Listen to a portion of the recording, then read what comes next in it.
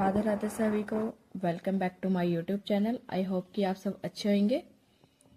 तो आज हम करेंगे क्लास 12 चैप्टर 2 बिजनेस स्टडी।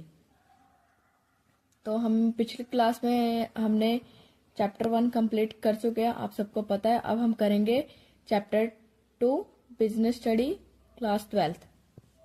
देखिए, हम पिछली क्लास में मैनेजमेंट होती क्या है, मैनेजमेंट के बारे में अच्छे से पढ़ के आए हैं। तो अब हम करेंगे प्रिंसिपल ऑफ मैनेजमेंट। जो मैनेजमेंट के प्रिंसिपल्स होते हैं वो क्या होते हैं। तो चलिए आइए शुरू करते हैं हम। देखिए, meaning of principle of management. देखिए, मीनिंग पढ़ेंगे पहले हम। मीनिंग क्या होता है। Principle of management are a basic rules or guidelines that help managers in planning, organizing, directing and controlling the activity of an organization.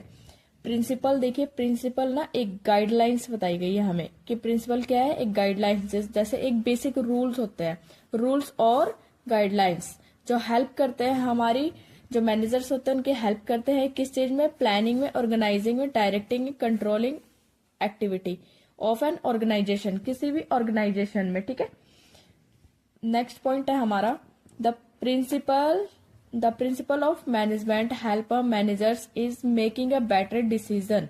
ये क्या करते हैं, ये हेल्प करते हैं किस चीज में कि हम बेटर डिसीजन ले सके। एंड इम्प्रूविंग एफिशिएंसी, हमारी एफिशिएंसी को क्या करते हैं, इम्प्रूव करते हैं। These principles are flexible and can be applied according to need of the organization।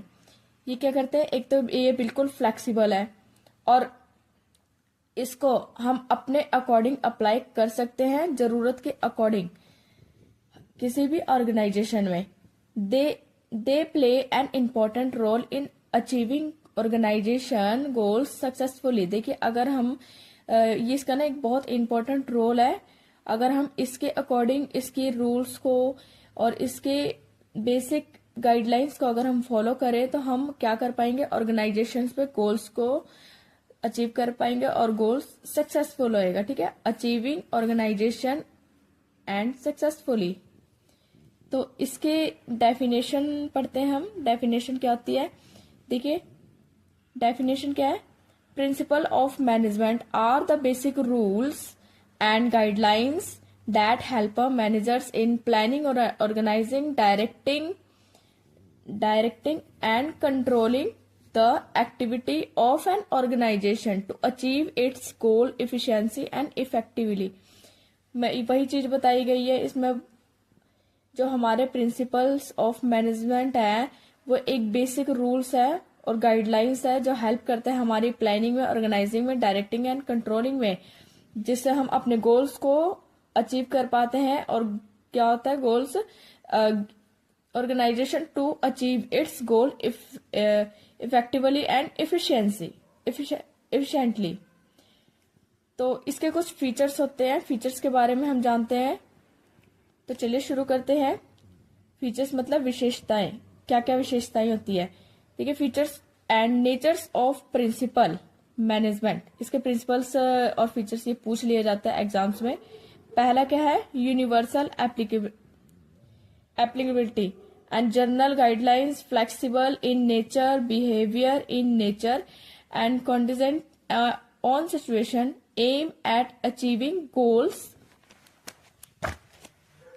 Next point है हमारा causes and effect relationship format by practice and experiment. तो चलिए हम शुरू कर। देखिए, फर्स्ट पॉइंट है हमारा universal applicability. Principle of management are applicable to all types of organisation. जो हमारे मैनेजमेंट के प्रिंसिपल्स होते हैं, मतलब रूल्स और जो हमारी गाइडलाइंस होती है प्रिंसिपल की, वो किसी भी मतलब हर एक ऑर्गेनाइजेशन में क्या है, एप्लीकेबल है। सच एज अ बिजनेस, जैसे फर्म हो गया, school, hospital and government offices. They can be use at all level of management. यहाँ पर हर तरह के मैनेजमेंट को लेवल यूज किया जाता है। जैसे आपको पता है टॉप लेवल होता है एक तो हमारा, उसके बाद होता है मिडल, उसके बाद होता है लोअर लेवल। ये 3 लेवल होते हैं हमारे, ये हर एक ऑर्गेनाइजेशन में यूज होते हैं। नेक्स्ट है हमारा जनरल गाइडलाइंस। जनरल गाइडलाइंस का मतलब क्या होते हैं, देखिए, these principles are not a strict rule. जो हमारे ये प्रिंसिपल है इसके कोई स्ट्रिक्ट रूल्स नहीं होते हैं। These provide a general guidelines to manager, मतलब ये क्या, एक सिर्फ गाइडलाइंस जारी करते हैं, general guidelines. Managers can use them according to the situation. जो हमारी कोई भी सिचुएशन हो, जो हमारे मैनेजर्स है उसको अपने अकॉर्डिंग उस सिचुएशन को हैंडल कर सकते हैं। तो नेक्स्ट पॉइंट है हमारा form by practice and experimentation. इसका मतलब होता है किसी भी अगर ऑर्गेनाइजेशन में है तो वहां पे प्रैक्टिस और एक्सपेरिमेंटेशन जरूर किया जाता है, ना कि किसी चीज के बारे में सोचा जाता है कि हाँ अगर मैं इतनी इन्वेस्टमेंट करूंगा तो मुझे इतना प्रॉफिट होएगा। नहीं, पहले हम एक्सपेरिमेंट करके देखते हैं। हम सोचते नहीं कि हाँ चलो करके देखते, जो होगा देखा जाएगा। वैसे ही है, principle of management are developed after year of practice experience. मतलब बहुत लंबे टाइम तक ये एक प्रैक्टिस एक्सपीरियंस करते रहते हैं। फिर ऑब्जर्वेशन मतलब किसी चीज को ऑब्जर्व करना, देखते हैं, एंड एक्सपेरिमेंट, और उस पर एक्सपेरिमेंट करते हैं। They are not a imaginary ideas. Management of principle है, वो कभी भी ऐसे नहीं कहता कि मतलब आप इमेजिन करो उस चीज को, आप वो कहता उस चीज को आप एप्लीकेबल करो, उसका एक्सपेरिमेंट करो, प्रैक्टिस करो, उसको ऑब्जर्व करो कि क्या आइडियाज आ रहे हैं। नेक्स्ट पॉइंट है हमारा flexible in nature. Flexible in nature क्या होता है, देखिए, principle of management are a flexible not a rigid. मतलब जो हमारे प्रिंसिपल ऑफ मैनेजमेंट है वो एक फ्लेक्सिबल है, वो रिगिड मतलब होता है कठोर नहीं है। फ्लेक्सिबल जो हमेशा चलते रहता है, उतार चढ़ाव ऐसा, बिल्कुल फ्लेक्सिबल फॉर्म में। और कठोर जो बिल्कुल हार्ड होता है वैसा नहीं है।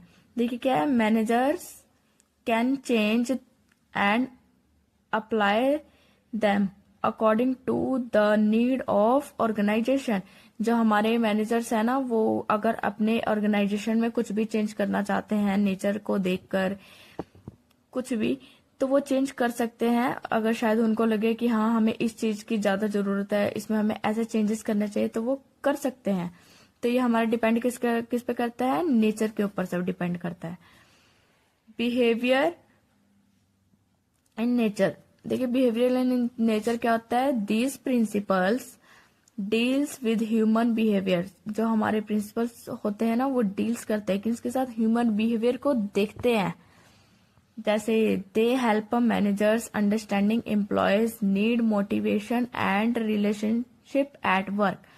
वो बताते हैं कि जो हमारे ह्यूमन बिहेवियर होते हैं, क्या अगर मतलब वो हमारे प्रिंसिपल्स को जो हम अपनाते हैं तो क्या वो उसको समझ पाते हैं या नहीं समझ पाते हैं। जो हमारे एम्प्लॉयज है, क्या वो उसको अच्छे से एप्लीकेबल कर पा रहे हैं, नहीं कर पा रहे हैं, या उनको उन चीज से मोटिवेशन मिल रही है या नहीं मिल पा रही है। उनका रिलेशनशिप कैसा है वर्क के साथ, काम के साथ, क्या वो अच्छे से कर सकते हैं। ठीक है। नेक्स्ट पॉइंट है हमारा कॉज एंड इफेक्ट रिलेशनशिप। इसका मतलब होता है, देखिए, each principle show a cause and effect relationship. If a principle is follow up proper, it lead to better perform and efficiently। मतलब देखा जाए तो जो हमारे कॉज और इफेक्ट रिलेशनशिप्स होते हैं, दोनों में देखा जाए तो वो एक प्रॉपर तरफ से रूल्स को फॉलो करते हैं, ताकि क्योंकि हमारी बेटर परफॉर्मेंस के लिए और इफिशिएंसी के लिए। नेक्स्ट पॉइंट है हमारा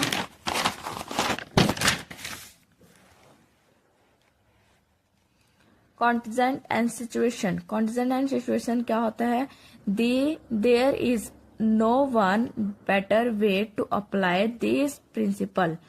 मतलब देखा जाए तो जो हमारे प्रिंसिपल्स के जो रूल्स है, इसके अलावा कोई और रूल्स अप्लाई नहीं कर सकते। मतलब वैसे देखा जाए तो मतलब अपने अकॉर्डिंग अगर एम्प्लॉयज कुछ चेंजेस करना चाहता है तो वो कर सकता है, लेकिन एक बेटर वे बताया गया है कि बेटर वे है हमारे जो applied better way to apply this principle, these their use depend on the situation.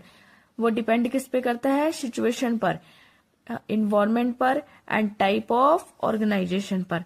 मतलब जो हमारे कॉन्टिजेंट है ना वो डिपेंड करते हैं किस पे? सिचुएशन पे, कि किस तरह की सिचुएशन रहेगी तो कि हम प्रिंसिपल्स को अप्लाई कर सकते हैं। Aim at achieving goals, next point है हमारा एम एंड अचीविंग गोल्स। देखिए the main purpose of management, the main purpose of management principle is to achieving organisation goals effectively and efficiently. देखिए जो हमारे एक मेन गोल होता है management का, वो क्या अचीव करना चाहता है? वो यही अचीव करना चाहता है कि हमारा जो ऑर्गेनाइजेशन है ना एक गोल अचीव कर पाए। मतलब जैसे अगर उसका टारगेट सेट है कि हाँ मुझे ना, मतलब जैसे अब 2025 आपको पता है जाने ही वाला है, 2026 आने वाला है। उसका मेन गोल है कि 2026 में हमें सबसे ज्यादा प्रॉफिट क्या करना है? अर्न करना, और सबसे ज्यादा प्रोडक्शन लेवल क्या करना है? इंक्रीज करना है। ठीक है, और प्रॉफिट अर्न करना है और अपना प्रोडक्शन लेवल इंक्रीज करना है, प्रोडक्शन इंक्रीज, उसके बाद अपना growth, growth of a business,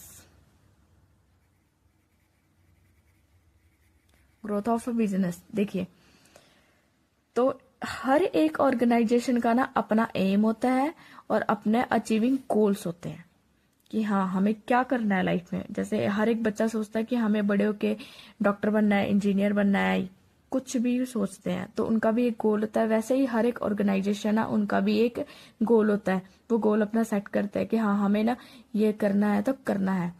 next point देखिए, जब हमने सब इसके फीचर्स पढ़ लिए, फीचर्स ऑफ एंड नेचर्स कौन, तो इन सब का लास्ट में कंक्लूजन क्या निकल के आता है? देखिए the principle of a management are a practical. क्या ये एक तो प्रैक्टिकल है, मतलब इसको जब तक हम प्रैक्टिकल नहीं करेंगे तब तक हमें कुछ पता नहीं चलेगा। और एक क्या है? ये फ्लेक्सिबल है एंड यूनिवर्सली है, universally applicable. They guides managers is making decision and managing peoples and resources effectively, sorry efficiently. मतलब देखा जाए तो ना जो हमारे प्रिंसिपल्स होते हैं वो नहीं कहते कि हाँ अगर आपको किसी भी ऑर्गेनाइजेशन में कोई वर्क कर रहे हो तो वो वहां मतलब प्रिंसिपल्स के अगर हम रूल्स को गाइडलाइंस जो होती है किसी चीज को फॉलो करना।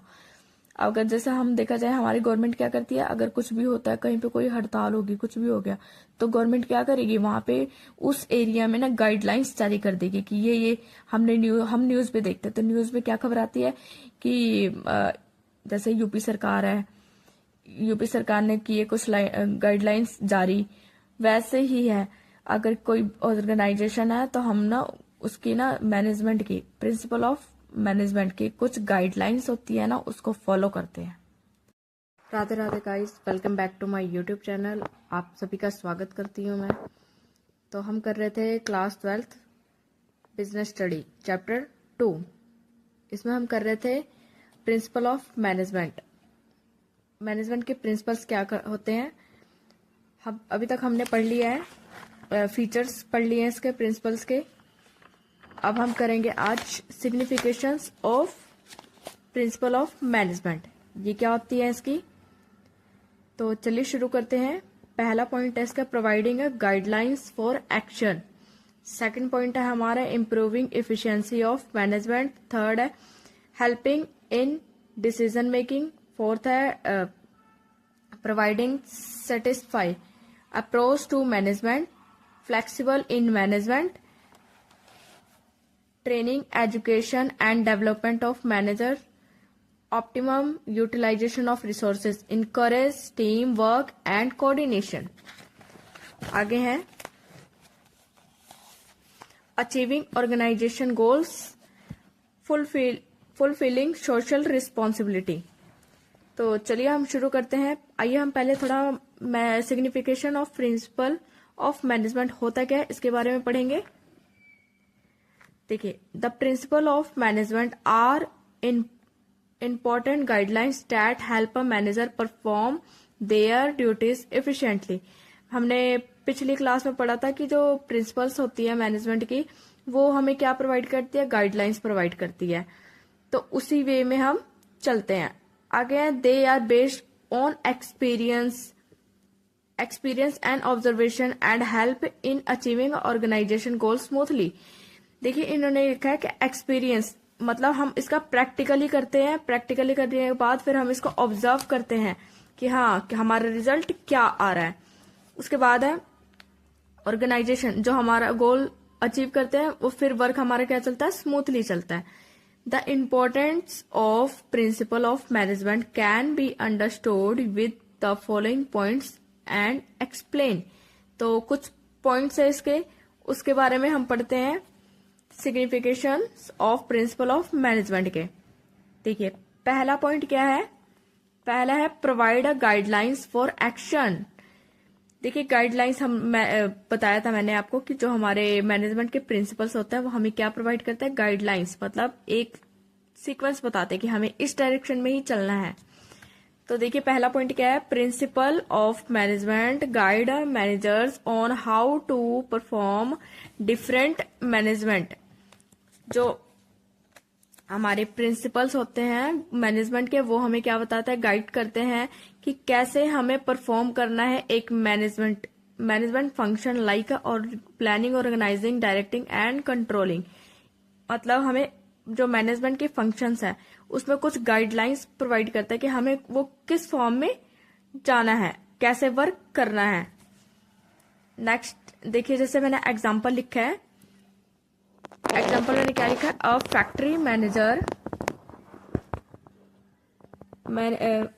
Factory manager follow the principle of unity of direction by preparing one plan for on department. These help work clear, understand their goals and work properly। देखिए, इन्होंने क्या लिखा है, इन्होंने लिखा है कि एक फैक्ट्री का जो मैनेजर होता है वो एक प्रिंसिपल्स को क्या करता है, अप्लाई करता है और एक ही प्लान बनाता है और उसी प्लान के अकॉर्डिंग वो क्या करता है, अपने डिपार्टमेंट में काम करता है। इससे हमें क्या पता चलता है, दीज हेल्प, एक तो वर्कर्स की हेल्प हो रही है और सबको अंडरस्टैंडिंग हो रही है कि हाँ हमें मतलब समझ आ रहा है कि कैसे काम करना है, क्या गोल्स है हमारे, ठीक है, और वर्क हमारा क्या हो रहा है, प्रॉपरली हो रहा है। नेक्स्ट पॉइंट है हमारा improving efficiency of management. Improving efficiency of management क्या होता है, management principle help in the best use of resource such as man power, machines, money and material. देखिए, इम्प्रूव करना, जैसे कोई भी अपना वर्क इम्प्रूव करना चाहता है, बिजनेस ग्रोथ जिसको हम ग्रोथ बोलते हैं, किसी भी ऑर्गेनाइजेशन में ग्रोथ सबसे ज्यादा जरूरी है। तो इन्होंने क्या लिखा है, जो मैनेजमेंट है ना हमारे प्रिंसिपल की हेल्प क्या करता है, बेस्ट यूज ऑफ रिसोर्सेज का बेस्ट यूज करना, जैसे such as a man power, लोगों को अच्छे तरीके से बताना, उनका यूज करना, मतलब जैसे हम उनको किस तरीके से बता रहे हैं और वो कितने अच्छे से काम कर रहे हैं। जैसे मशीन्स का यूज करना, मनी, मटेरियल। जैसे मैंने एग्जांपल क्या लिखा है, एग्जांपल लिखा है these increase speed, accuracy and overall efficiency. ये इसका एग्जांपल है। नेक्स्ट हमारा थर्ड पॉइंट है,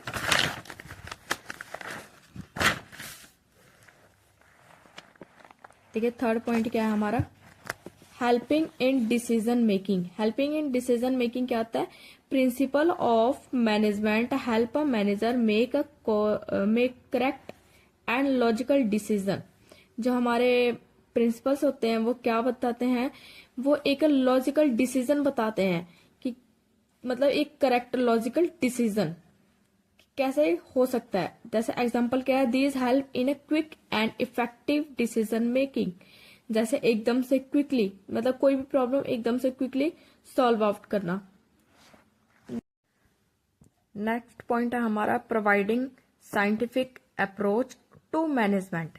देखिए साइंटिफिक तरीके से करना किसी भी चीज को, इन्होंने क्या लिखा है, management principle are based on experiment and practical experience. जैसे हम साइंस में अगर आपने देखा भी होगा, जैसे कोई भी एक्सपेरिमेंट करते रहते हैं, प्रैक्टिकली करते रहते हैं, फिर उसका रिजल्ट देखते हैं क्या आता है, वैसे ही है।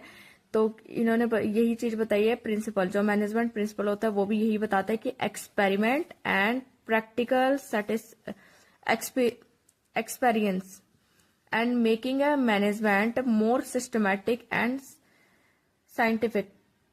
देखिए जैसे क्या है, इससे क्या होता है, improving quality and reduce errors. इससे क्या होगा, हमारी जो भी क्वालिटी होगी क्या होगी, इम्प्रूव होगी।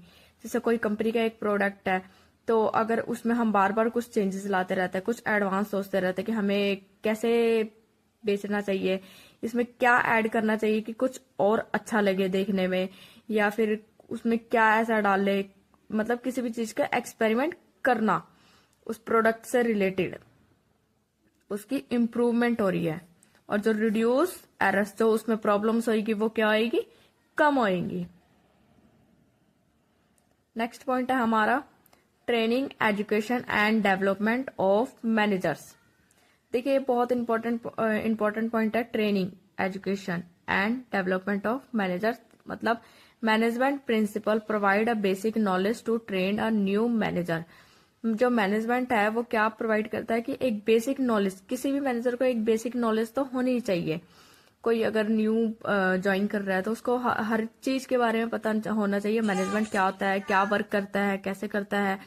जैसे एग्जांपल मैंने क्या लिखा है, देखिए, during a training new managers are thought the principle of authority and responsibility. मतलब कोई नया मैनेजर आ रहा है तो उसको उस प्रिंसिपल्स के बारे में, कुछ उसकी अथॉरिटीज के बारे में पता ना होना चाहिए, रिस्पॉन्सिबिलिटी के बारे में पता होना चाहिए कि वो वर्क कैसे कर सकता है, मतलब बिजनेस से रिलेटेड। अगर आप कहीं इंटरव्यू देने भी जाता है तो वहां पे ज्यादातर अगर नोट किया जाए ना, तो आपके ही वर्क, आप जैसे किसी भी वर्क से रिलेटेड जा रहे हो तो उसी से रिलेटेड क्वेश्चंस पूछे जाते हैं। नेक्स्ट पॉइंट है हमारा 6th, फ्लेक्सिबिलिटी इन मैनेजमेंट। देखिए फ्लेक्सिबिलिटी मतलब उतार चढ़ाव, नेचर के अकॉर्डिंग चेंज होना। ये मैंने आपको पिछले भी क्लास में बताया था, फ्लेक्सिबिलिटी। देखिए principle of management are a flexible and can be applied according to the situation. मतलब जो हमारा प्रिंसिपल मैनेजमेंट है वो ये कहता है कि अगर अगर हमारी सिचुएशन कैसी भी हो, सिचुएशन के हिसाब से हम अपने जो प्रोडक्ट है या मैनेजमेंट को हम उसमें कुछ चेंजेस ला सकते हैं। मतलब फ्लेक्सिबल। जैसे एग्जांपल क्या है, ड्यूरिंग एन इमरजेंसी। अगर इमरजेंसी में मान लीजिए अ मैनेजर में a centralize authority temporarily to take quick decision even a thought normally authority is a decentralization. मतलब देखा जाए ना, अगर ये पॉइंट हमने पिछली बार भी पढ़ा था, जैसे हमारे नेचर के अकॉर्डिंग हम कुछ चेंज करना चाहते हैं अपने प्रोडक्ट में, अपने किसी भी ऑर्गेनाइजेशन में कुछ चेंजेस ला सकते हैं, तो वो प्रिंसिपल यही कहता है कि आप उसमें चेंजेस ला सकते हो। इसका कोई रूल नहीं है कि आपको चेंज नहीं करना, ऐसा कुछ नहीं है। अगर देखिए कंपनी अगर किसी भी प्रोडक्ट को लेकर चले तो उसमें कुछ चेंजेस, हर बात देखा जाए ना तो कुछ चेंजेस होते ही रहते हैं। अगर वो चेंजेस लाते हैं तभी तो उसका प्रोडक्ट का ग्रोथ होती है उसकी। कभी पैकेजिंग चेंज करना, कभी लेबलिंग चेंज करना, कभी डिजाइन चेंज करना, हर चीज में कभी प्रोडक्ट से रिलेटेड कुछ भी वर्क चलता ही रहता है। 7th पॉइंट है हमारा ऑप्टिमम यूटिलाइजेशन ऑफ रिसोर्सेज। देखिए principle of management help in achieving maximum output with minimum input. Principal of management ये कहता है कि जो मतलब हमारी हेल्प करता है कि जो कम मैक्सिमम आउटपुट, ज्यादा से ज्यादा आउटपुट निकले और इन मिनिमम इनपुट में, मतलब ज्यादा से ज्यादा इनपुट में हमारा ज्यादा से ज्यादा, जैसे आपको एग्जांपल बताती हूँ, थोड़े से वेस्टेज भी ना हो और जो आपका आउटपुट निकल के आए वो ज्यादा निकल के आए। इसका एग्जांपल देखिए क्या है, By applying the principle of discipline, employees work and sincerely and wastage of time and resources is reduced. वही है, अगर देखा जाए तो डिसिप्लिन को लेकर, एम्प्लॉयज वर्क को लेकर सिंसियरली, और वेस्टेज ऑफ टाइम मतलब टाइम की वेस्टेज कम ना करी जाए, और रिसोर्सेज क्या आएंगे फिर रिड्यूस होंगे इसमें। नेक्स्ट पॉइंट है हमारा 8th, encouraging team work and coordination.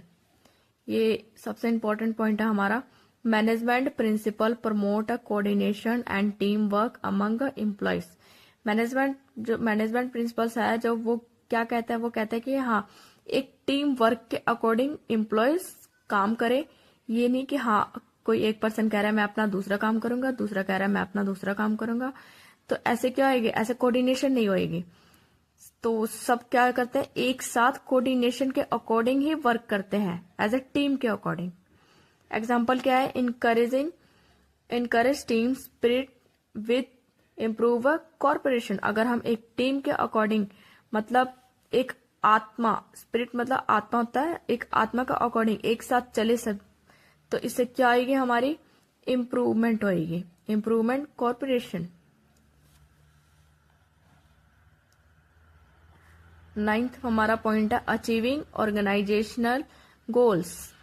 When principle of management are properly applied, all efforts move toward common goals. इसका मतलब है कि जो हमारा ना ऑर्गेनाइजेशन है, उनका ना एक मेन गोल होता है। हम ये वैसे बिजनेस स्टडी में स्टार्टिंग से ही पढ़ते आ रहे हैं कि हर एक ऑर्गेनाइजेशन का मेन मोटिव होता है। ये मेन पॉइंट तो यही है वैसे देखा जाए, कि हर एक ऑर्गेनाइजेशन ना सोचता है कि मैं एक अपना गोल अचीव करूं, और एक कोऑर्डिनेशन वे में चले हम, और मतलब कॉमन गोल्स होते हैं उनके। देखिए क्या लिखा है, when principle of management are properly applied. अगर हम प्रिंसिपल्स जो हम मैनेजमेंट में अप्लाई करें, तो वो क्या एक प्रॉपर वे में करें, तो वो क्या आएंगे, ऑल एफर्ट्स मूव टुवर्ड अ कॉमन गोल्स। क्या आएगी हमें, एक तो कॉमन गोल्स, तो हमारी जो हमारा मेन मोटिव होएगा वो हमें मिलेगा, और मूव क्या करेंगे हम, एक साथ चलेंगे कोऑर्डिनेशन वे में। जैसे देखिए एग्जांपल क्या है, instructions from only one boss reducing confusing and improving performance. मतलब जैसे हम एक बॉस की बात सुन के चलते हैं कि हमें, मतलब एक बॉस ने प्लान बनाया, उसने क्या बनाया, प्लान, कि हाँ हमें इस डायरेक्शन में ही चलना है, तो हम सारे उसी डायरेक्शन में चलते हैं। जैसे एक स्कूल का प्रिंसिपल है, जो प्रिंसिपल होते हैं स्कूल के, वो कैसे बताते हैं, वो कहते हैं कि हमें बच्चों को कैसे लेकर चलना है। वो हमें बच्चों के बारे में बताते रहते हैं कि एक बच्चे को कैसे मोटिवेट करना है, कैसे चलना है, कैसे पेरेंट्स से बात करनी है, और बच्चों को किस तरीके से पढ़ाया जाए कि कैसे समझ आए। तो उसी तरीके से हम उसी डायरेक्शन में चलते हैं।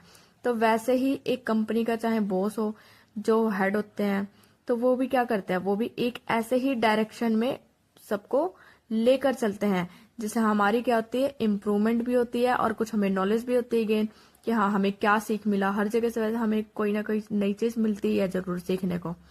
तो इससे हमारी क्या होगी, जो कंफ्यूजन होगी वो भी हमारी दूर होगी, reducing confusion and improving a performance. हमारी जो परफॉर्मेंस में क्या आएगी, इम्प्रूवमेंट आएगी। हमारा लास्ट पॉइंट है फुलफिलिंग सोशल रिस्पॉन्सिबिलिटी। देखिए management principle help organisation act responsible toward a society. देखिए जो मैनेजमेंट है हमारे प्रिंसिपल के, वो हेल्प करते हैं ऑर्गेनाइजेशन में, कि हम ना अपनी ना रिस्पॉन्सिबिलिटी होती है वैसे हमारी, कि ना सोसाइटी को भी हम देख कर चलें। ये नहीं है कि हाँ हम अपना ही फायदा देख रहे हैं, नहीं, ऐसा बिल्कुल नहीं है।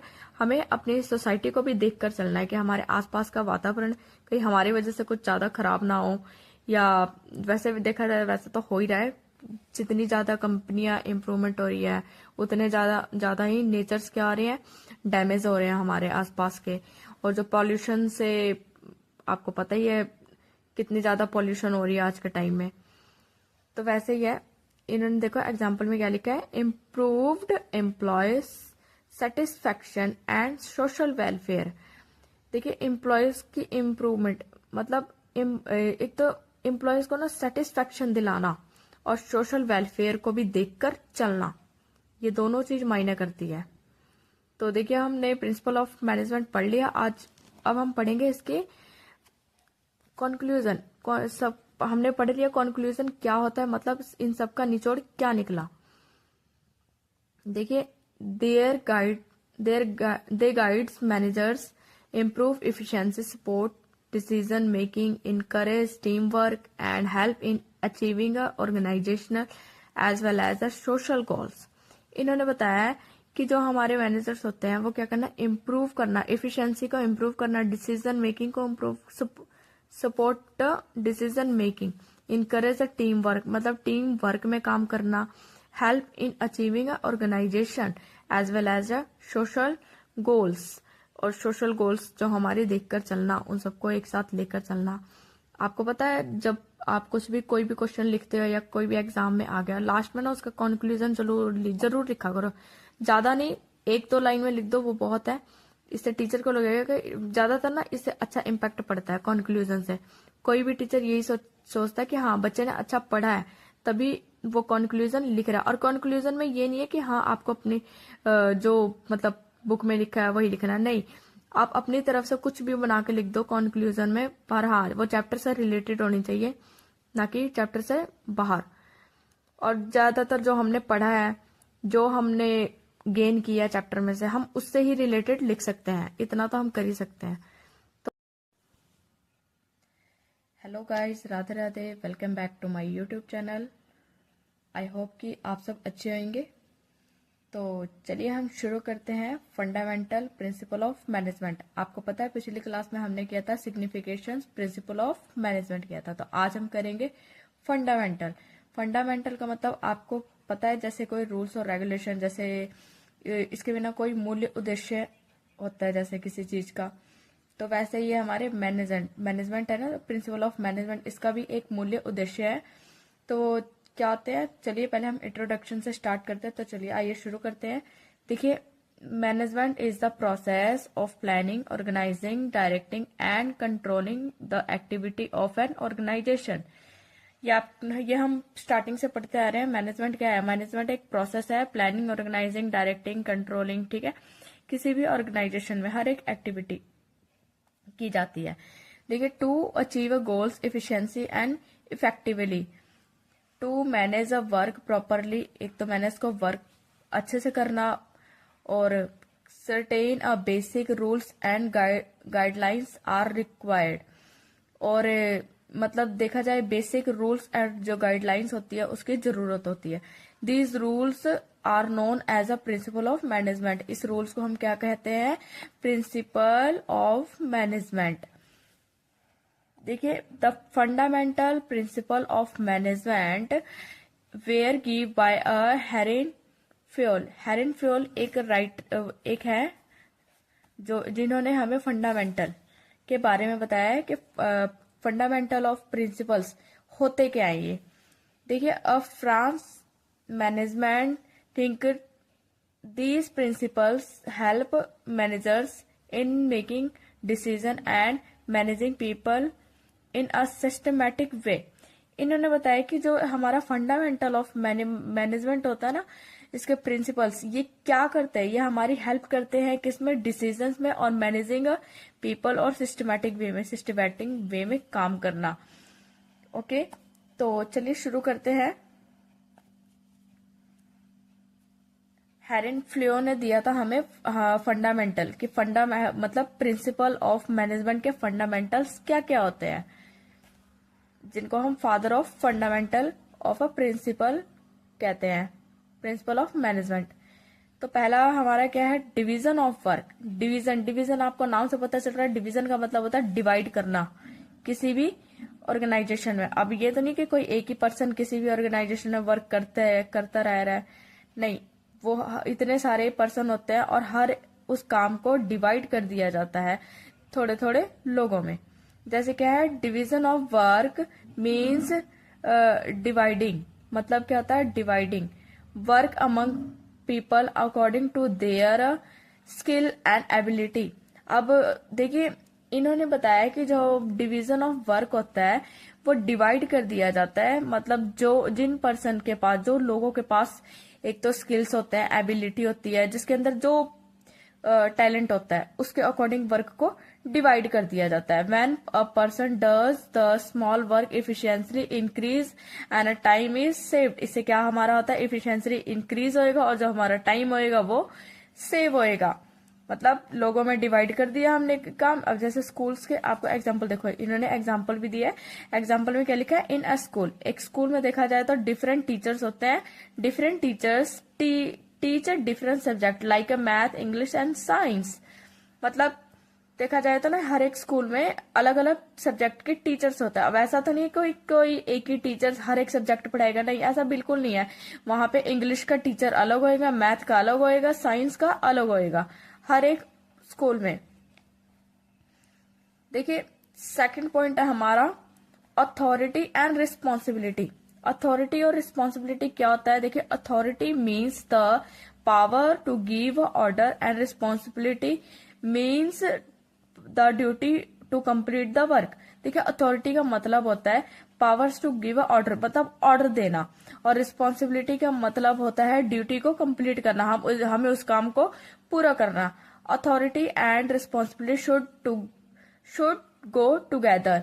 A person with authority must also be responsible for the work. मतलब अथॉरिटी और रिस्पॉन्सिबिलिटी दोनों अगर हम एक साथ देख के चले ना तो इससे हमारे जो वर्क होएगा ना वो इजिली डन होएगा और प्रॉपर वे में चलेगा। देखिए जैसे एग्जांपल क्या है, देखिए एग्जांपल है, a class teacher has authority to give instructions. देखिए क्लास टीचर है वो क्या करता है, बच्चों को मतलब अथॉरिटी एक इंस्ट्रक्शंस देते हैं हम कि हाँ आपको ऐसे करना है, और उसकी रिस्पॉन्सिबिलिटी को कौन पूरा करता है, क्लास टीचर। जो स्टूडेंट्स होते हैं, देखिए is S responsible for a class discipline.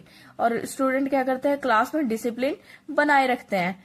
Teacher ने क्या किया, इंस्ट्रक्शंस दिया, और जो स्टूडेंट है उन्होंने क्या किया, डिसिप्लिन को उसको मेंटेन किया। इसको हम क्या कहेंगे, authority and responsibility. Third point है हमारा डिसिप्लिन। डिसिप्लिन देखिए डिसिप्लिन तो ये हर एक ऑर्गेनाइजेशन में बहुत ही इंपॉर्टेंट है। डिसिप्लिन का मतलब होता है बहुत अच्छे से काम करना और उसको बिल्कुल डिसिप्लिन में रहना, मैनर्स में रहना। देखिए discipline means obedience, respect and following rules in the organization. Good discipline help in a smooth, functional and better performance. देखिए इन्होंने क्या बताया, जो अगर डिसिप्लिन का मतलब होता है ऑबिडेंस, रिस्पेक्ट, मतलब अगर हम कहीं काम कर रहे हैं तो हमें रिस्पेक्ट मिले, ऑबिडेंस मिले, और हम उस वहां के जो रूल्स है उसको हम फॉलो करें। अब ऐसा तो नहीं है, आप स्कूल में जाके देखें, आप स्कूल में बहुत सारे रूल्स होते हैं एक स्टूडेंट को लेकर किसी भी ऑर्गेनाइजेशन में, तो वो उस रूल्स को फॉलो करते हैं। या अब ये तो नहीं कि स्कूल में जाके बच्चे कहीं इधर दौड़ रहे उधर दौड़ रहे हैं, अपने मन मर्जी में आ रहा है, जब मर्जी पढ़ रहे हैं, जब मर्जी घर चले जा रहे हैं, नहीं ऐसा कुछ नहीं है। वहां पे एक रूल्स है कि हाँ एक टाइमिंग है कि आपको 8 बजे तक स्कूल में आना है, और छुट्टी होने का टाइम आपको पता है 2 बजे से ज्यादा 3 बजे तक। तो ये एक रूल है। तो वैसे ही है, अगर देखिए रूल्स के अकॉर्डिंग अगर हम काम करेंगे ना तो हमारा गुड डिसिप्लिन रहेगा, और जो हमारा वर्क है ना वो बिल्कुल स्मूथली चलेगा और बेटर परफॉर्मेंस मिलेगी हमें। एग्जाम्पल क्या है, employees coming to office on a time and following company's rule. देखिए एक एम्प्लॉयज है, अगर वो कंपनी में आता है तो वो कंपनी में टाइम पे ही आता है, उसका एक टाइम है कि आपको 9 बजे ऑफिस में आना है तो आना है, तो वो 9 बजे ऑफिस में आएगा और उसी हिसाब से वो कंपनी को रूल्स को फॉलो करेगा। नेक्स्ट हमारा फोर्थ पॉइंट है unity of command. Unity of command का मतलब क्या था, कमांड आपको पता है किसी को कमांड देना। देखिए unity of command means an employee should receive order from one only one supervisor. This avoid a confusion and conflict. देखिए इन्होंने बताया कि किसी भी ऑर्गेनाइजेशन में, अब ये तो नहीं है कि अगर एक ही एम्प्लॉयज है, जो एक मैनेजर होता है, अगर हम उसकी बात लेकर चले, उसी की बात सुने, तो हमारा जो वर्क है ना बहुत प्रॉपर वे में अच्छे से चलेगा। अगर उसी डिपार्टमेंट में 2 मैनेजर्स हुए, किसी का दिमाग अलग होता है, सबका वैसे अपना अपना दिमाग होता है अलग, किसी की सोच कैसी होगी, दूसरे की सोच कैसी होगी, हमें इस तरीके से करना है, वो कहेगा नहीं हम मुझे इस तरीके से करना है कोई भी वर्क, तो वो क्या वर्क में इन ग्रोथ होगी, नहीं होगी बिल्कुल। तो इसलिए इन्होंने बताया कि एक ही होना चाहिए एम्प्लॉयज का जो मालिक होता है, जैसे मैनेजर्स हो गए हैं, सुपरवाइजर्स हो गए हैं। देखिए एग्जाम्पल क्या है, a worker should report to only one manager not a two. जो वर्कर्स होते हैं हमारे वो एक ही मैनेजर को क्या रिपोर्ट प्रोवाइड करेगा, ना कि कोई 2 मैनेजर्स होने चाहिए। ओके, फिफ्थ पॉइंट है हमारा unity of direction. Unity of direction क्या होता है, डायरेक्शन हम पहले से पढ़ते आ रहे हैं, डायरेक्शन मतलब किसी चीज को डायरेक्शन दिखाना, मोटिवेट करना। देखिए क्या है, unity of direction means all activity with the same object should be directed by one manager using one plan. इन्होंने बताया है कि जो डायरेक्शन, देखिए एक तो डायरेक्शन का मतलब होता है एम्प्लॉयज को मोटिवेट करना, जैसे कोई इन्होंने बोला है one manager using a one plan, कोई एक मैनेजर एक प्लान करेगा अच्छे से कि हमें किस डायरेक्शन में जाना है, कैसे जाना है, और अपने एम्प्लॉयज को क्या करेगा, मोटिवेट करेगा। ओके, जैसे एग्जाम्पल क्या है, all teachers working together to achieve a good exam result. देखिए जितने भी टीचर्स होते हैं स्कूल के, वो वर्किंग कैसे करते हैं, काम एक साथ करते हैं बिल्कुल, और इसका रिजल्ट क्या आता है, एग्जाम का जो रिजल्ट आता है वो क्या आता है, गुड आता है, बहुत अच्छा रिजल्ट आता है। सिक्स्थ पॉइंट है हमारा subordination of individual interest to generate ideas, interest, general interest. देखिए क्या है, the interest of the organisation should come before personal interest, individual goals should not harm organisational goals. देखिए इन्होंने बताया कि अगर किसी भी ऑर्गेनाइजेशन में मतलब कोई एम्प्लॉयज हो गया, तो उसका ना पर्सनल,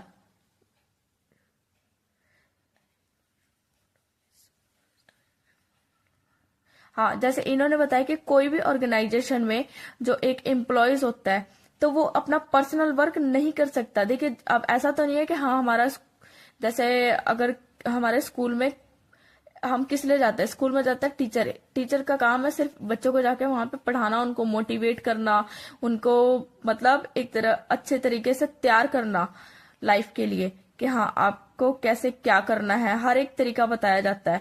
अब ये तो नहीं है वहां पे जाके वो अपना पर्सनल काम कर रहे हो, नहीं मुझे कुछ और करना है, घर से रिलेटेड कोई काम हो गया, नहीं ऐसा कुछ नहीं है। इसका मतलब है कि कोई भी एम्प्लॉयज मतलब इंडिविजुअल गोल्स, उसका एक इंडिविजुअल गोल्स होता है, not a harm organisation goals, मतलब इससे वो कोई ऐसा काम ना करे कि जिससे ऑर्गेनाइजेशन को क्या हो, हार्मफुल हो। ओके, जैसे इन्होंने एग्जांपल देखो क्या लिखा है, an employee should not a misuse office time for a personal work, मतलब जो अपना पर्सनल वर्क से ना ऑफिस में मतलब टाइम वेस्ट ना करे। आगे नेक्स्ट पॉइंट है हमारा सेवंथ, रेम्यूनरेशन। रेम्यूनरेशन का मतलब होता है, remuneration means fair payment of work done, employees should be paid properly to keep them motivation and satisfied. देखिए इन्होंने क्या लिखा है, रेम्यूनरेशन। रेम्यूनरेशन का मतलब होता है अगर कोई जैसे एम्प्लॉयज है, कोई किसी के आइडियाज होते हैं, हम सबके आइडियाज देखा जाए ना, सबके आइडियाज लेके चलते हैं किसी भी ऑर्गेनाइजेशन में, सबके आइडियाज सोचे जाते हैं।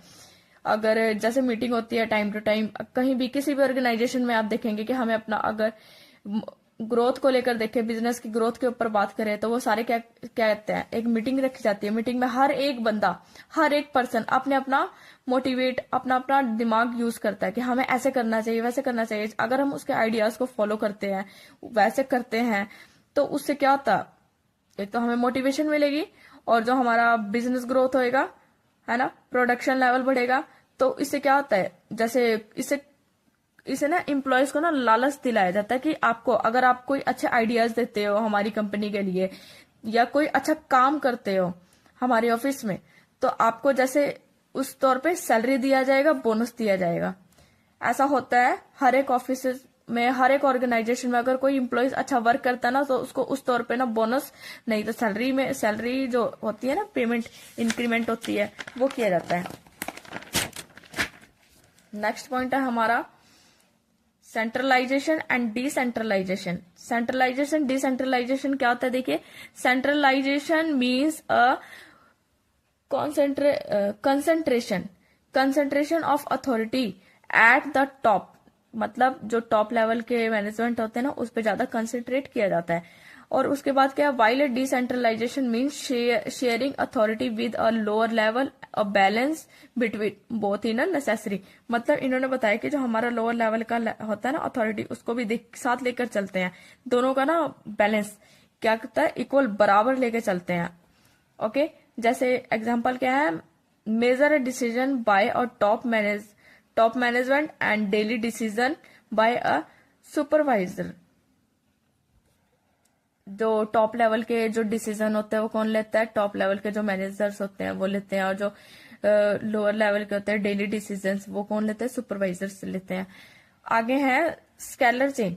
स्केलर चेन क्या होता है? स्केलर चेन नाम से आपको पता चल रहा है एक चेन चलाना, मतलब चेन के अकॉर्डिंग चलना। देखिए क्या होता है?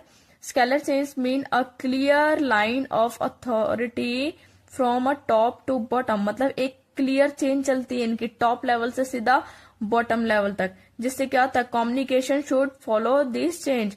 कम्युनिकेशन हमारी अच्छी होती है, और जितने भी हमारे कम्युनिकेशन होते हैं ना, मतलब टॉप लेवल से बॉटम लेवल तक, वो एक साथ रहते हैं।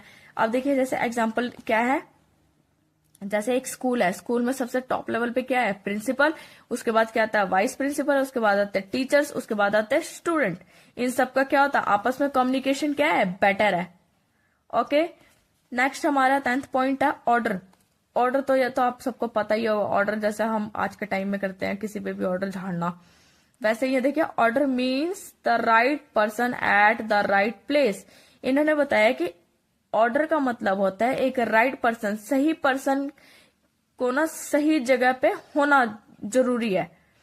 जैसे and everything it's proper position, बाकी सब अपनी प्रॉपर पोजीशन पे है।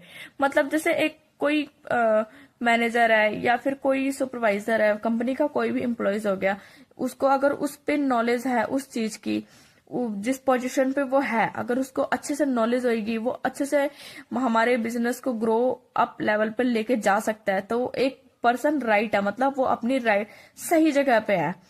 ओके, जैसे देखिए, और उसका रिकॉर्ड होना सबसे ज्यादा जरूरी है। देखिए क्या है? स्कूल रिकॉर्ड की प्रॉपरली इन अ फाइल। जैसे स्कूल रिकॉर्ड होता है, बच्चों के रिकॉर्ड्स रखे जाते हैं, तो वो एक प्रॉपर वे में कहाँ, एक फाइल में रखे जाते हैं।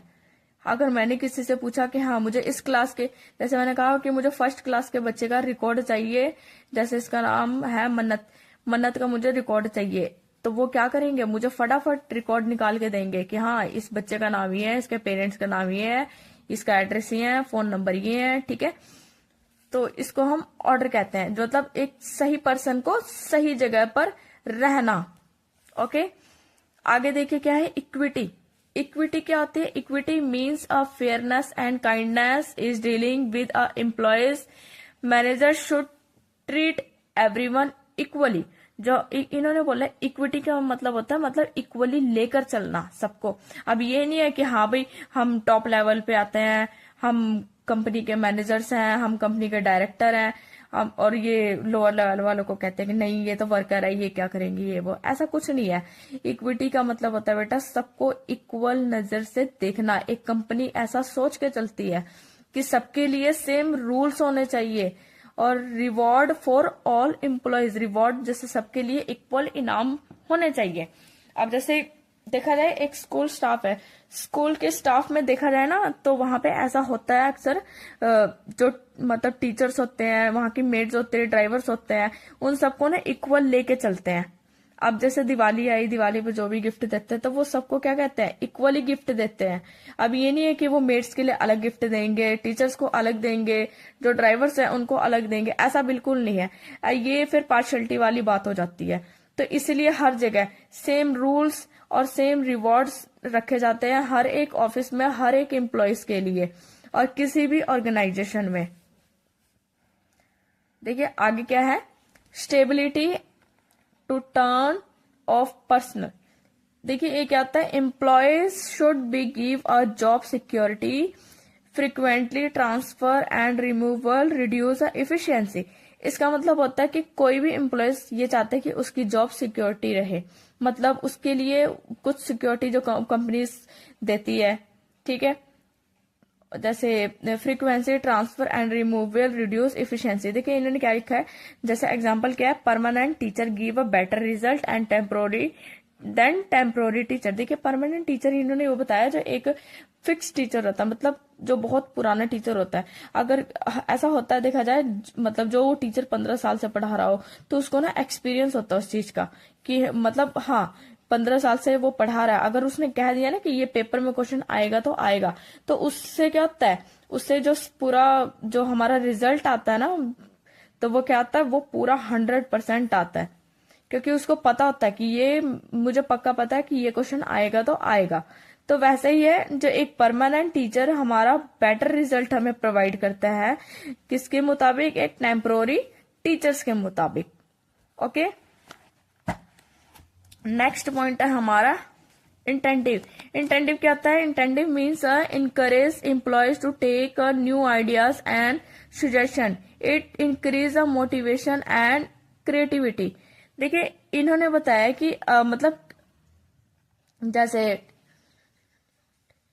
जैसे कोई भी अगर एम्प्लॉयज है तो वो जैसे न्यू आइडियाज, न्यू सजेशन दे सकता है। इससे क्या होगी हमारी और इंक्रीज होगी, क्या मोटिवेशन इंक्रीज होगी, और जो हमारी क्रिएटिविटी है हमारी पे इफेक्ट पड़ता है, मतलब एक तो बिजनेस ग्रोथ होगी, और इस दूसरा क्या आएगा, हमें एक मोटिवेशन मिलेगी कि हाँ, जैसे अब ये ऐसा नहीं होता कि कोई जो स्टार्टिंग से जो 15 साल से कर रहा है तो वो अपने आइडियाज लेके चलेगा, नहीं, ऐसा कुछ नहीं। अगर कोई न्यू एम्प्लॉयज आया, जैसे उसको 1 साल हुआ, 1 ईयर हुआ, 2 ईयर हुआ, तो वो क्या कर सकता है, वो अपने भी आइडियाज रख सकता है। शायद इसके आइडियाज में और इसके आइडियाज में जमीन आसमान का फर्क हो, ठीक है। जैसे देखिए क्या है example, teacher suggestion a new teaching method. जैसे टीचर सोचता है कि अगर मुझे बच्चों को पढ़ाना है तो मैं किस तरीके से पढ़ाऊं कि बच्चों को समझ आएगा। ऐसा होता है अगर हम टीचर से हम ये चीज जरूर सोचते हैं कि हमें ना किस तरीके से पढ़ाना चाहिए कि बच्चों को ना समझ आए, तो वो नए नए मेथड ढूंढते हैं। नेक्स्ट पॉइंट आ रहा है split D crop. Split D crop क्या होता है, skip D crop means team spirit, unity and corporation among employees, create a positive work environment. इन्होंने बताया कि अगर हम एक ऑफिस में या ऑर्गेनाइजेशन में काम करते हैं ना, तो अगर हम कॉर्पोरेटिव लेके चले सबको, एम्प्लॉयज को, मतलब सब कम्युनिकेशन सबका अच्छा हो और बहुत अच्छे से चले, मतलब ऐसा ना हो कि हाँ भाई मतलब हम अलग काम करेंगे तुम अलग काम करोगे, नहीं, एज अ टीम वर्क। अगर हम टीम वर्क के अकॉर्डिंग चले ना, तो सच्ची में हमारा जो वर्क होएगा ना वो बहुत अच्छे से काम करेंगे, और एक कहीं ना कहीं पॉजिटिव वर्क होएगा हमारा, और हमारे एम्प्लॉयज पे इफेक्ट पड़ता है इन सब चीजों का। जैसे एग्जाम्पल क्या है, teacher and staff work together as a team. जो एक टीचर्स होते हैं और स्टाफ वर्किंग होते हैं ना, वो ना एज अ टीम के अकॉर्डिंग ही चलते हैं, ठीक है। तो चलिए हमने इसके फंडामेंटल्स सब पढ़ लिया। अब लास्ट में इसका कंक्लूजन क्या था, कंक्लूजन के बारे में पढ़ेंगे। देखिए कंक्लूजन क्या होता है, the fundamental principles of management help a manager in a planning, organising and controlling work effectively. इसका मतलब होता है, देखिए हम स्टार्टिंग से पढ़ते आ रहे हैं, जो फंडामेंटल प्रिंसिपल्स होते हैं वो हमें क्या बताता है, planning, organising and controlling and work effectively. देखिए these principle improve effectively discipline and team work in a organization. जो हमारे ये प्रिंसिपल होते हैं वो हमें क्या बताते हैं, वो बताते हैं कि हम इससे हमारी इंप्रूवमेंट होती है किसमें, एक इफेक्टिवली में, डिसिप्लिन में, as a team work in a organisation. किसी भी ऑर्गेनाइजेशन में अगर हम डिसिप्लिन में चले, एज ए टीम वर्क में चले, रूल्स और रेगुलेशन को फॉलो करें, ठीक है। देखिए हेनरी फ्योल उनका कहना था, principles are very useful as a applicable in a school, office, factories and business. जो हमारे हेनरी फ्योल्स है ना, इनके जो प्रिंसिपल्स है वो हमारे ना ऑर्गेनाइजेशन में बहुत ही ज्यादा इम्पोर्टेंट है, यूजफुल है। क्यों? क्योंकि हम इनके रूल्स के अकॉर्डिंग ही चलते हैं, इनके रूल्स को फॉलो करते हैं। जैसा अब जरूरी नहीं है कि वो एक ऑर्गेनाइजेशन ही है, वो क्या हो सकता है, वो स्कूल भी हो सकता है, ऑफिस भी हो सकता है, फैक्ट्रीज भी हो सकती है, बिजनेस भी हो सकते हैं, चाहे छोटा बिजनेस हो चाहे बड़ा बिजनेस हो, ऐसा कोई फर्क नहीं पड़ता। आई होप कि आपको ये सब समझ में आ गया होगा। Hello guys, Radhe Radhe, welcome back to my YouTube channel.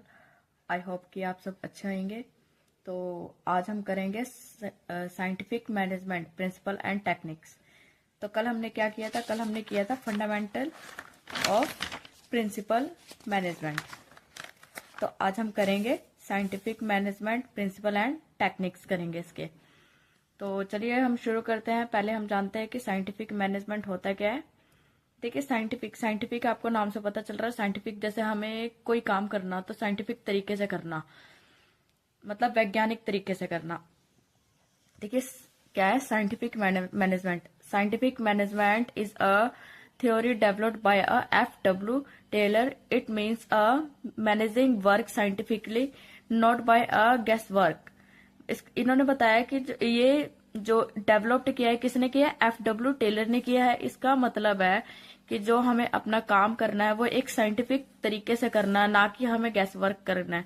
जैसे रूल और थंब ना, हम मतलब इसका मतलब ये है कि जैसे हम ना सोच सकते हैं, जैसे अगर हमने सोचा कि हाँ हम बैठे बैठे ये काम कर सकते हैं, नहीं, ऐसा कुछ नहीं है। इन्होंने बोला कि हमें उस काम को साइंटिफिक तरीके से करना है। साइंटिफिक तरीके जैसे अगर हम साइंस में देखा जाए तो साइंस में हम एक्सपेरिमेंट करते रहते हैं कि हाँ अगर हमने इस केमिकल को इसमें मिक्स किया तो हमारा रिजल्ट क्या आता है। वैसे ही इन्होंने बताया कि उस काम को हम साइंटिफिक तरीके से करना। देखिए क्या है, the main M is increase efficiency. इनका मेन एम क्या होता है, इंक्रीज इफिशियंसी को इंक्रीज करना और प्रोडक्टिविटी को इंक्रीज करना, corporation between worker and management, और दोनों कॉर्पोरेशन बनाए रखना किसके बीच में, वर्कर के बीच में और मैनेजमेंट के बीच में। तो पहला हमारा पॉइंट क्या है, देखिए principle of scientific management. Principle of scientific management, देखिए पहला पॉइंट है इसका, ये इसके 4 मेन प्रिंसिपल है जो हमें दिया है। किसने, F.W. टेलर ने दिया है। Gave a 4 main principle, 4 principles बताए हैं उन्होंने। देखिए पहला क्या है, science not a rule of a thumb. इसका मतलब है कि अनुमान नहीं करना किसी चीज पर, मतलब हम उस चीज का अंदाजा नहीं लगा सकते, हम उस चीज को साइंटिफिक तरीके से कर सकते हैं। Work should be done using a scientific method not a traditional way. मतलब उस काम को पुराने वे के तरीके से नहीं कर सकते हम। अगर पुराने तरीके से, जरूरी नहीं कि हाँ अगर हमारा रूल पहले से जो पुराना रूल हमारा चलता आ रहा था हम उसी तरीके से करें, नहीं, उसके लिए हम कुछ नया मॉडल मेथड ढूंढ सकते हैं।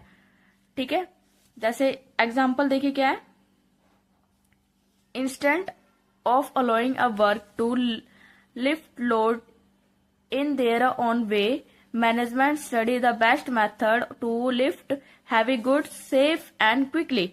इन्होंने बताया कि जो एक कर्मचारी होता है, अगर उसको उसके ऊपर कोई भार उठाने के बजाय अगर हम उसको सोचे कि वो उस भार को कैसे सुरक्षित रख सकता है और तेजी से उसको कैसे इंक्रीज कर सकता है, तो मतलब उससे उसके ऊपर क्या आएगा, एक तो ना हैवी लोड होएगा, जिस तरीके से वो एक सेफली वर्क कर पाएगा और उसको अच्छे से क्विकली कर पाएगा। मतलब किसी वर्क पे लोड ना देना, उस वर्क को साइंटिफिक तरीके से सोचना और करना। नेक्स्ट हमारा सेकंड पॉइंट है हार्मनी नॉट अ डिस्कॉर्ड। इसका मतलब होता है टकराव नहीं, मतलब किसी चीज का टकराव नहीं करना। देखिए इन्होंने क्या बताया, they should be a corporate and mutual understanding between worker and management. इन्होंने कहा है कि एक म्यूचुअल अंडरस्टैंडिंग होनी चाहिए किसके बीच में, एक तो होनी चाहिए वर्कर्स के बीच में, एक होनी चाहिए मैनेजमेंट के बीच में। अगर वर्कर्स और मैनेजमेंट के बीच में म्यूचुअल अंडरस्टैंडिंग होगी तभी हमारा जो वर्क है ना वो प्रॉपर तरीके से चल पाएगा।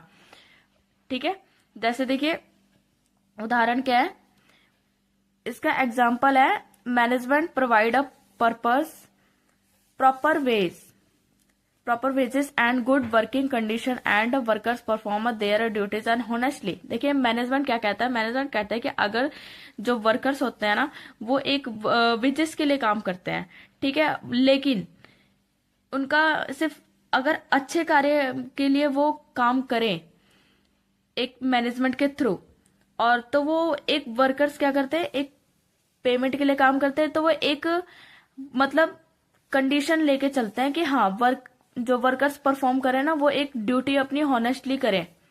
ठीक है, मतलब एक उनका यही तरीका नहीं है कि हाँ हमें अब वेजेस के लिए ही काम करना है। एक तरीका ये होता है कि अगर हम अच्छे से काम करेंगे तो हमारी ड्यूटी क्या अच्छे से होगी और हम अपनी ड्यूटी हॉनेस्टली कर पाएंगे। हर एक ऑर्गेनाइजेशन में एक एम्प्लॉयज होता है जो बहुत अच्छे तरीके से काम करना चाहता है, वो सोचता है कि मैं अपना काम अच्छे तरीके से करके दिखाऊं, बिल्कुल हॉनेस्टली। नेक्स्ट हमारा थर्ड पॉइंट है कॉर्पोरेशन नॉट अ इंडिविजुअल। देखिए both workers and management should work together to achieve a common goals. जो हमारे वर्कर्स होते हैं और मैनेजमेंट होता है उनका जो मेन मोटिव, हम स्टार्टिंग से वैसे पढ़ते आ रहे हैं कि हर एक ऑर्गेनाइजेशन में उनका कॉमन गोल्स होता है। कॉमन गोल्स के अलावा ना कोई एक ऐसा वर्क नहीं होता कि जो हाँ करे। जैसे देखा जाए हर एक ऑर्गेनाइजेशन में उनका मेन मोटिव क्या है कि हमें ना मतलब 1000 गुड्स प्रोड्यूस करने हैं मार्केट में, तो वो उनका टारगेट होता है। तो वो उस टारगेट पे क्या करते हैं, वर्क करते हैं। ठीक है, इसका एग्जाम्पल देखते हैं क्या है। एग्जाम्पल है इसमें, देखिए क्या है, workers follow a standard method. जो वर्कर्स होते हैं वो क्या फॉलो करते हैं, एक स्टैंडर्ड मेथड को फॉलो करते हैं। और management support them with training and tools. मतलब मैनेजमेंट क्या कहता है, मैनेजमेंट हमारा कहता है कि जो वर्क मतलब उस काम को मतलब प्रशिक्षित करना, सपोर्ट करना उसको ट्रेनिंग के साथ। नेक्स्ट पॉइंट था हमारा development of each person to his her great test efficiency. इन्होंने बताया कि जो वर्कर्स होते हैं, देखिए क्या, workers according to train according to their ability and skill. Workers को ना उसी तरीके से ट्रेन किया जाता है जितनी उनकी एबिलिटी होती है और जितनी स्किल्स होती है। अब किसी एक वर्कर का काम है कि आपको टेक्निकल वर्क देखना है, तो वो टेक्निकल वर्क ही करेगा क्योंकि उसकी जो क्वालिफिकेशन है, उसकी जो एजुकेशन है, वह सब कुछ टेक्निकल से रिलेटेड है। अगर हमने उनको कहा कि नहीं आपको टेक्निकल वर्क नहीं देखना, आपको मशीनरी का काम देखना है, तो क्या वो कर पाएगा? नहीं, बिल्कुल नहीं कर पाएगा। तो मतलब हर एक वर्कर्स की उनकी अपनी अपनी एबिलिटी होती है, अपने अपने तरीके से देखना। नेक्स्ट इन्होंने एग्जांपल क्या लिखा है, a skill worker is give a technical work while a physical strong worker is assigned a mutual task. इन्होंने बताया जो एक स्किल्ड वर्कर होता है वो टेक्निकल वर्क को ही देखता है, और जो एक फिजिकल स्ट्रॉन्ग पर्सन वर्कर होता है ना, तो वो मशीनरी रिलेटेड वर्क देखता है। ठीक है, इनका म्यूचुअल टास्क होता है। तो चलिए हम शुरू करते हैं टेक्निक्स। इसके टेक्निक्स क्या होते हैं, techniques of a scientific management. देखिए जो F.W. टेलर है उन्होंने ही ये हमें टेक्निक्स दी है और साइंटिफिक भी उन्होंने ही बताया हमें। देखिए Taylor also a suggestion techniques to apply scientist management practically. वो उनका मानना है कि अगर हम जैसे साइंटिफिकली देखा जाए तो उस काम को हम प्रैक्टिकली जरूर करके देखें। तो चलिए शुरू करते हैं। पहला पॉइंट है इसका फंक्शनल फोरमैनशिप। फंक्शनल फोरमैनशिप का मतलब होता है, देखिए instant of one supervisor there are specialist supervisor for a different function. देखिए हर एक ऑर्गेनाइजेशन में ना सुपरवाइजर होता है, तो सुपरवाइजर का काम क्या होता है, सुपरवाइजर हर एक सुपरवाइजर का अपना अपना अलग अलग काम होता है। और कोई सुपरवाइजर अगर वो देख रहा है कि हाँ मेरा काम है कि लोगों को देखना, मैनेजमेंट कैसे चल रही है, हमारे वर्कर्स कैसा काम कर रहे हैं। दूसरे सुपरवाइजर होते हैं वो देखते हैं मशीनरी का काम।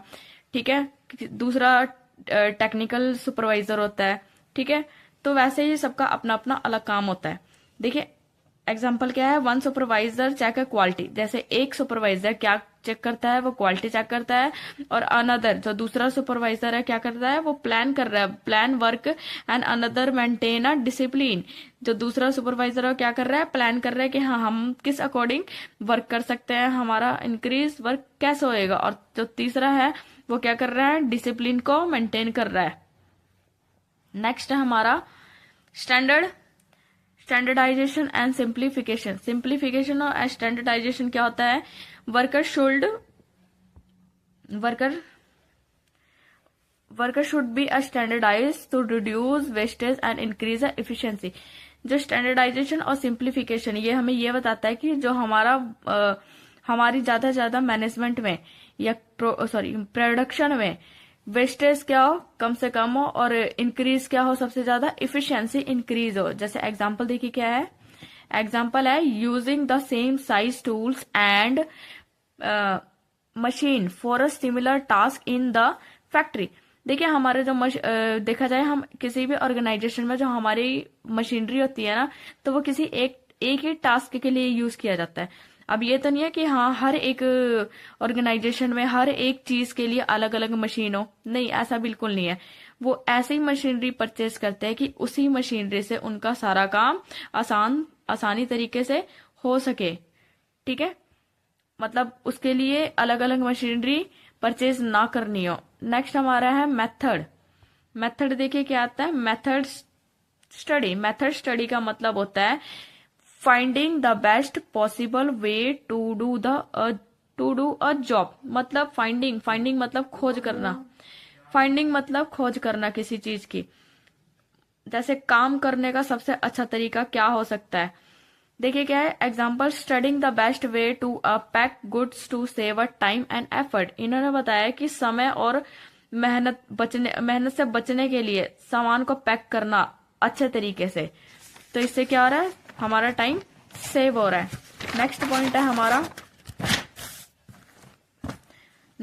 है हमारा मोशन स्टडी क्या होता है, मोशन स्टडी का मतलब होता है, देखिए reducing unnecessary movement of worker. मतलब रिड्यूसिंग मतलब अननेसेसरी। इन्होंने बताया कि जो हमारा कर्मचारी है ना, हमारे कर्मचारियों के आवश्यक गतिविधियों को कम किया जाता है, जो उनकी मतलब जरूरतें होती है उसको थोड़ा कम करना। एग्जाम्पल क्या है, placing tools near the workers to avoid extra walking. इन्होंने बताया कि जो हमारे ज्यादा से ज्यादा टूल्स चलने वाले हैं ना, जैसे हमारे मशीनरी होगी, औजार्स हो गए, उसी को लेकर कर्मचारियों वो सब चीजें ना, मतलब कर्मचारियों के पास रखना, वो सब चीजें उनके पास होनी चाहिए। अब ये तो नहीं है कि हाँ एक चीज जैसे आपको पता है जो हमारे छोटे छोटे टूल्स होते हैं, तो वो हर एक ऑर्गेनाइजेशन में हर एक जो वर्कर्स होते हैं उनके पास होना चाहिए, मतलब तो वो सब चीजें उनको अवॉइड कराई जाती है कि हाँ आपको ये सब चीजें होनी चाहिए। अब ये नहीं है कि हाँ वो अगर एक एक चीज उनके पास नहीं होगी तो वो दोबारा जाएंगे कहीं और से लेके आएंगे, तो इससे क्या होगा, टाइम भी वेस्ट होएगा वर्कर्स का। नेक्स्ट हमारा है टाइम स्टडी का मतलब क्या आता है, टाइम स्टडी ऐसे वैसे नाम से पता चल रहा है, अपने जैसे हम स्टडी भी करते हैं तो हम टाइम टेबल के अकॉर्डिंग ही करते हैं। तो टाइम स्टडी का मतलब क्या होता है, determine the standard time required to complete a task. मतलब एक टास्क को पूरे टाइम पर कंप्लीट करना, ठीक है। देखिए एग्जांपल क्या है, finding that one worker can produce 50 unit in 8 hours under a normal condition. अगर वो एक वर्कर कहता है कि हमें 50 यूनिट प्रोड्यूस करने हैं मार्केट में, कितने घंटे में, 8 घंटे के अंदर अंदर, तो वो उनका एक टास्क होता है कि हमें इस टाइम के अकॉर्डिंग ही चलना है, ठीक है। नेक्स्ट पॉइंट है हमारा डिफरेंटेशन पीसेस वेज सिस्टम। मतलब workers are paid according to efficiency. मतलब जैसे इन्होंने बताया कि जो हमारे वर्कर्स होते हैं ना, उनकी मेहनत के अनुसार उनको उतना ही पेमेंट मिलना चाहिए। अब ये तो नहीं है कि हाँ कोई वर्कर अगर पूरी मेहनत कर रहा है लेकिन उसकी सैलरी ज्यादा से ज्यादा 15,000 या फिर 12,000 इतनी ही रहे, नहीं, लेकिन हाँ, लेकिन मतलब कंपनी को ऐसा होता है वैसे कि कंपनी को लगता है कि हाँ ये वर्कर हमारा मेहनत कर रहा है, तो हम वो उसको आगे प्रमोट करते हैं कि हाँ ये आगे हमारी जो ऑर्गेनाइजेशन है उसको ग्रोथ लेवल उसका इंक्रीज करेगा, उसको एक स्टैंड फॉर्म पर ले आएगा। तो वो उसको क्या करता है, एक तो उसकी मतलब पोस्ट को इंक्रीज करता है, उसकी प्लेसमेंट होती है, और ऊपर से उसकी जो पेमेंट देखा जाए तो पेमेंट सिस्टम में भी कुछ ना कुछ इंक्रीमेंट करी जाती है। ठीक है, जैसे एग्जांपल के, a worker who a produce a more unit get a high wages than one who produce a less. एक वर्कर क्या करता है, गुड्स को प्रोड्यूस करता है, सबसे ज्यादा यूनिट्स प्रोड्यूस करता है वो, ओके, तो वो क्या चाह एक्सपेक्ट वो वैसे, और उसको सबसे कम पेमेंट मिल रही हो, जैसे प्रोड्यूसर लेस, तो वो एक्सपेक्टेशन यही रखता है कि हाँ मुझे सबसे ज्यादा पेमेंट मिले जिस हिसाब से मैं अपनी मेहनत कर रहा हूं। ठीक है, देखिए लास्ट में कंक्लूजन क्या आता है। कंक्लूजन आपको मैंने बताया सबसे ज्यादा जरूरी होता है। अगर आप कोई टॉपिक करते हैं तो लास्ट में अगर छोटा सा भी कंक्लूजन लिख दे, पॉइंट्स में भी लिख देना, तो उसका भी अच्छा इम्पैक्ट पड़ता है किसी टीचर के ऊपर या किसी एग्जामिनर जो एग्जामिनर होता है ना उसके ऊपर। देखिए क्या है, इंक्रीजिंग प्रोडक्टिविटी। साइंटिफिक मैनेजमेंट हमारी किस में हेल्प करता है, एक तो increasing productivity, reducing wastage, improving working efficiency, creating corporation between a worker and management. मतलब ये वैसे हम सब पढ़ते आ रहे हैं, जो हमने पढ़ा है ना, हम इसके ही पॉइंट्स बना के इसमें लिख सकते हैं। जरूरी नहीं है कि आप बना के कुछ भी लिखो, जो मेन मेन हमारा पॉइंट होता है ना वही बना के लिख दो, उसके भी नंबर्स दे देते हैं। ओके, तो नोट्स में आपको कमेंट में पिन कर दूंगी। अगर आपको वीडियो अच्छी लगी हो तो like, subscribe and share. Thank you, have a nice day.